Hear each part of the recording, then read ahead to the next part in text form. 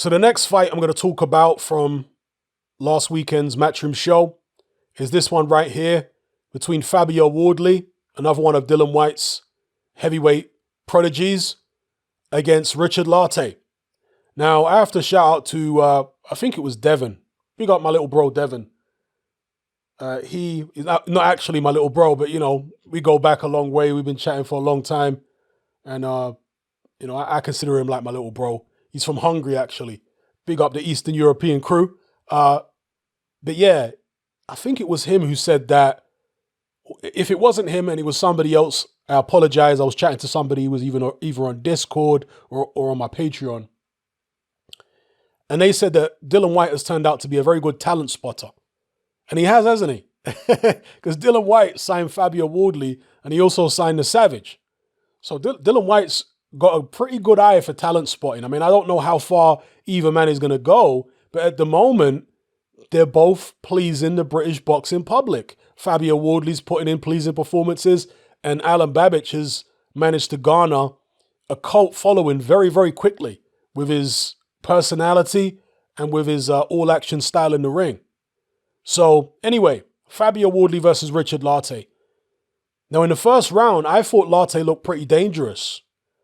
To me, Wardley didn't look particularly comfortable, and Latte nearly caught him with some of those big swings he was throwing.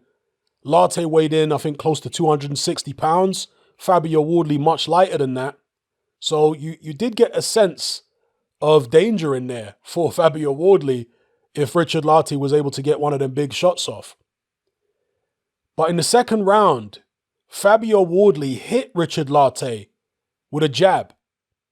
I guess it was a solid jab, but it didn't look like a Klitschko jab. It didn't look like a Kubrat Pulev type jab, but it was a pretty solid jab. And Richard Latte's legs betrayed him. You watch when Fabio Wardley hits him with a jab, Latte, his knees buckle, and then he moves away.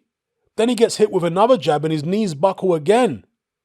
And then a second or so afterwards, he gets hit with a right hand, which is partially blocked by his glove, but he also does get through and touch his head. There's people saying the punch didn't land at all. That's completely untrue. It's partially blocked, but it does connect on the side of his head.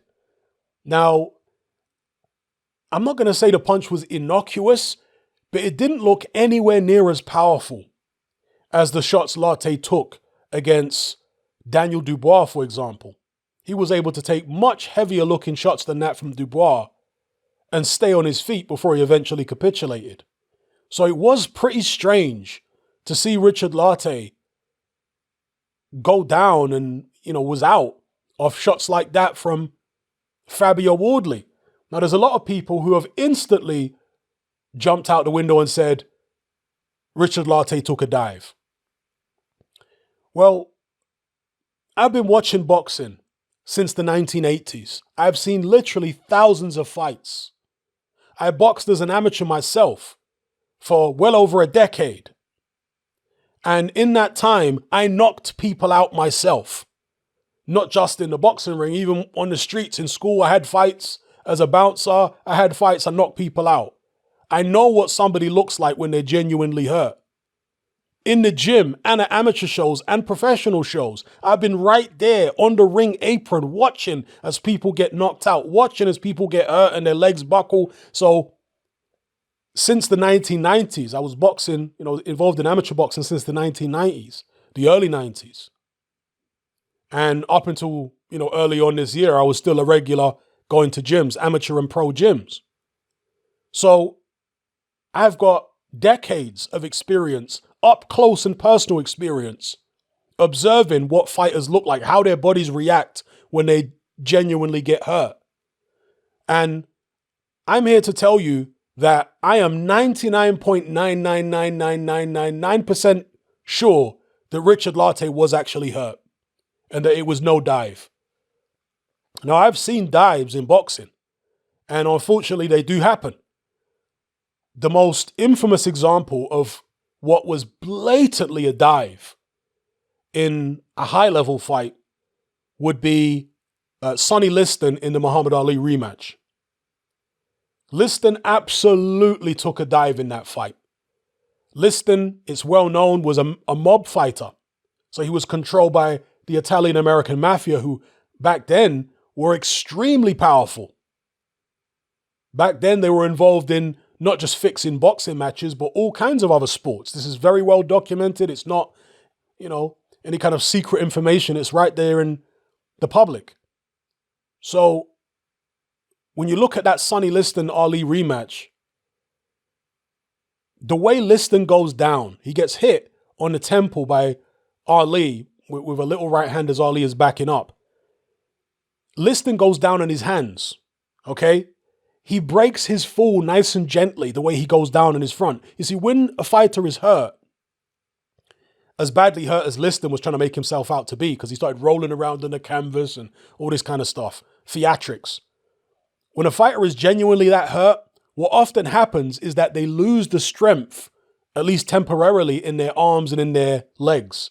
So where Liston fell forward onto his hands, typically a fighter's arms would kind of give out as they try and break their fall with their hands, so that their elbows would kind of buckle and they'd either land on their face or nearly land on their face. If you look at Liston's body language, he was in full control of his movement. He was trying to make it look as though he was out of it, but you could tell by the way his arms were, he was in full control of his movement. One of the keys to spotting when someone is genuinely hurt is when their body is clearly not reacting in the way that they want it to react. Or sometimes when a fighter is upright, when they're still standing, they'll be looking at the opponent, but their legs will be doing something different. So there's like a disconnect between what their brain is doing and what their body's doing. These are the telltale signs that somebody's genuinely hurt. Sonny Liston was not hurt in that Ali rematch. That was a blatant dive. And again, I would strongly suggest the fact that he was a mob fighter had something to do with that. The first fight with Ali, that was legit. Okay? And by the way, Ali, the winner of the fight, afterwards complained that Liston had tried to put something on his gloves, or a member of Liston's team had put something on Liston's gloves, because during one of the rounds, Ali was complaining that he couldn't see, that his eyes were burning. Now, I know that there was some type of investigation and they said that there was no evidence of impropriety on the behalf of Liston's team, but think about it. The winner of the fight, the guy who won by stoppage in a big upset, is telling you, well, he tried to cheat in there. It's not like he lost and he's making excuses. He won. Okay, so the first fight, Liston went in there. He tried his best to win. He wanted to win. Everybody expected him to win, but he was the victim of a massive upset, and I'm sure his backers were deeply upset. So going into the rematch, Liston's real age, there's a lot of dispute about it. When he fought Ali, I think he was supposed to be in his 30s. Some people say he was a lot older than that. So if you're Liston's backers and you're that way inclined, as the mob certainly were, you're looking to cash the guy out. And what better way to cash the guy out if he's going to lose? And, judging by the first fight, he was totally outmaneuvered. He was busted up by the younger, faster man. If he's going to lose, let's get him to lose in the most improbable way, by first round knockout. You probably still get good odds on Liston losing by first round knockout. And by the way, there was a lot of people apparently at the time who felt like the first fight was a fluke and Liston was still going to win the rematch. So that right there was as blatant. If you know what you're looking at, if you've actually have a boxing background and you've been up close hundreds and hundreds of times, as people have been knocked out right in front of you, as people have been hurt in the ring right in front of you, either by your own hand or you at ringside watching a sparring session or a fight, amateur or pro. When you've got that type of experience and you know what you're looking at, you'll know that Sonny Liston Ali rematch, that was some shenanigans there. Ali, I'm sure, wasn't in on it, but Liston, he sure was in on it, and he could have won an Oscar that night for that terrible acting, rolling around on the canvas and all that kind of stuff. So that was a dive. But the vast majority of so-called dives that, what are declared dives by large swathes of the boxing public are nothing of the sort.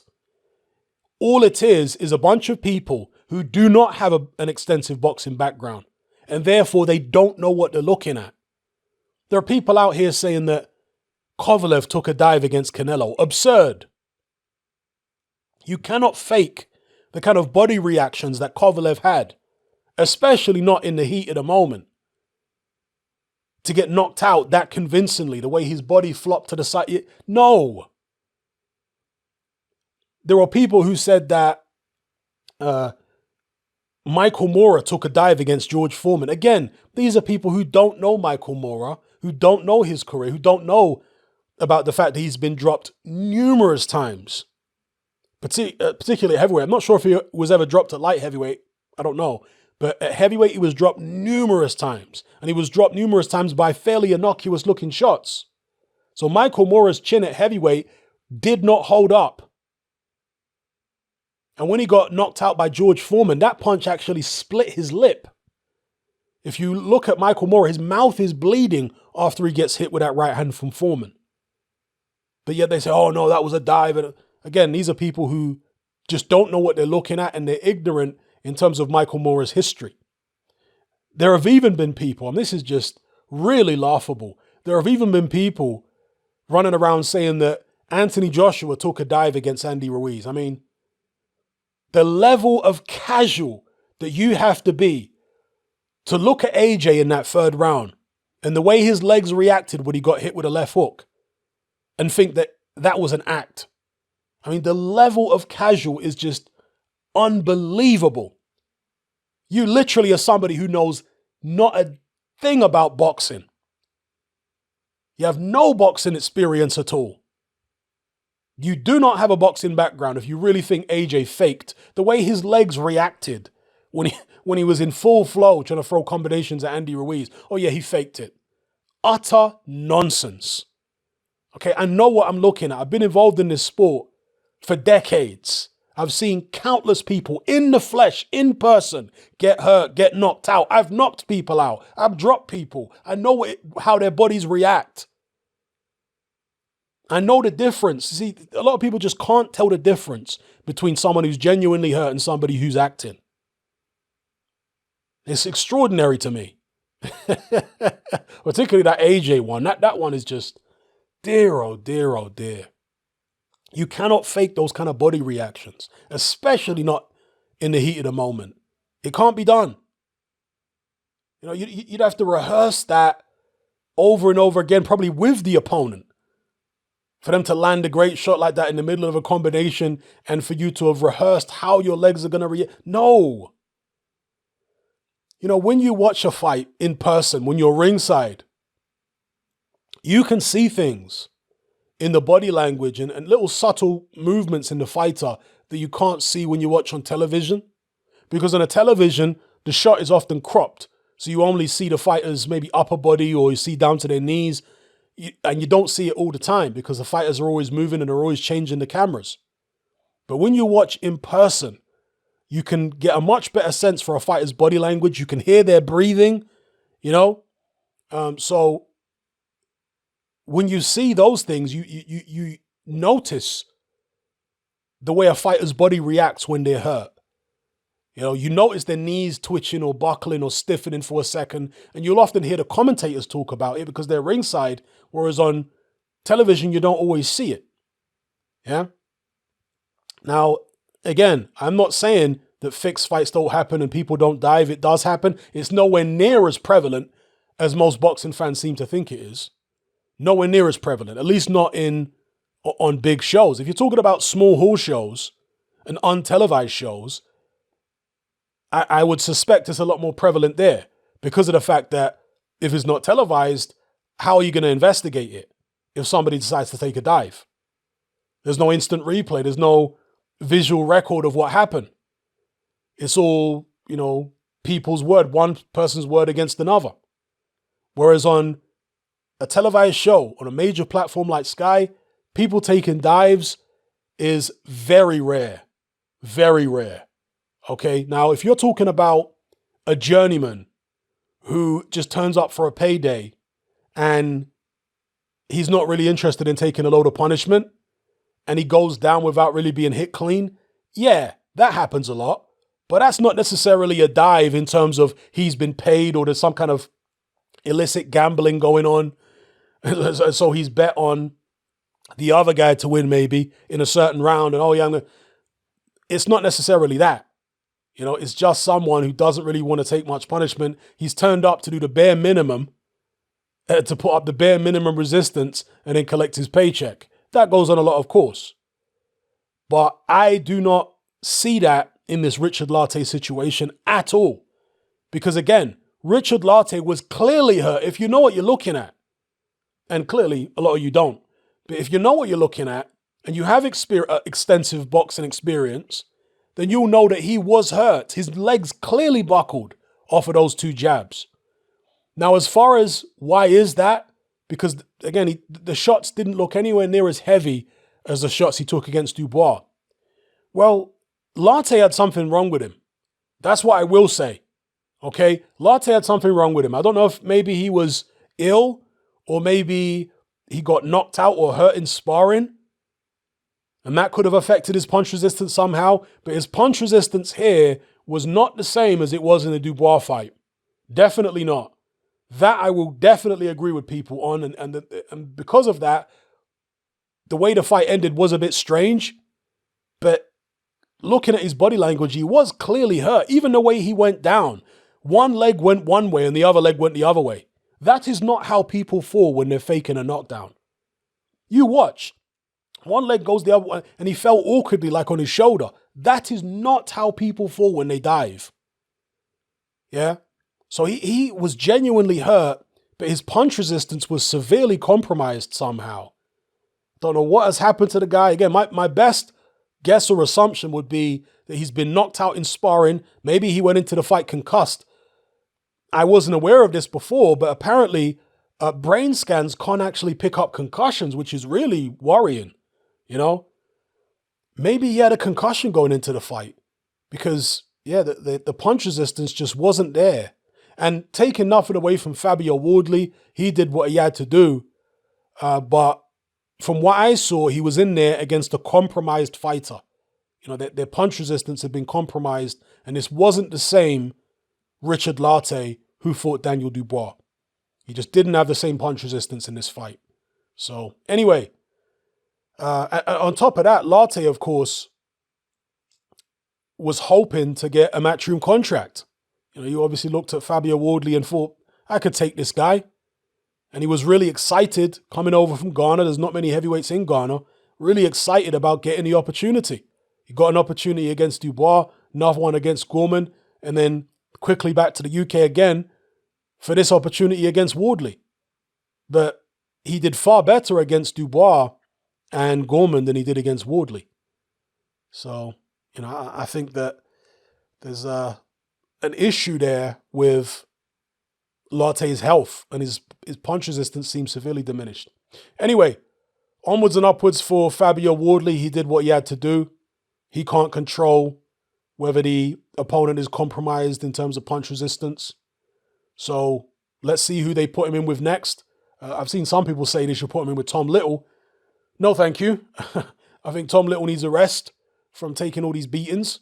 Let's put Fabio Wardley in with somebody game, someone who's going to have a go and who's going to ask some questions, because that's what Fabio Wardley needs in terms of his development. He doesn't need just another, fighter who's going to get knocked over early. And look, it didn't look as though going into the fight, Latte would be that guy, but he turned out to be that guy who's going to get knocked over early. So let's try and find somebody who, at least on paper, would give Wardley some rounds and put up some resistance. Any suggestions are welcome in the comments below. Let me know. If you'd like to access all my boxing content advert-free and enjoy the convenience of listening via a podcast app with the option to download in high-quality MP3, then consider joining me on Patreon. In addition to the aforementioned perks, you'll also gain access to exclusive weekly live stream Q&A sessions and hangouts, as well as uncensored, no-holds-barred uploads, which are too blue for YouTube. This includes my popular Confessions of a Nightclub Bouncer series. Just head on over to my Patreon page and select the tier called Hatman Boxing Extra. There's no contract, there's no commitment, it's only £2.50 a month, and you can cancel at any time. So come and join our community of hardcore boxing enthusiasts by signing up with me here on Patreon today.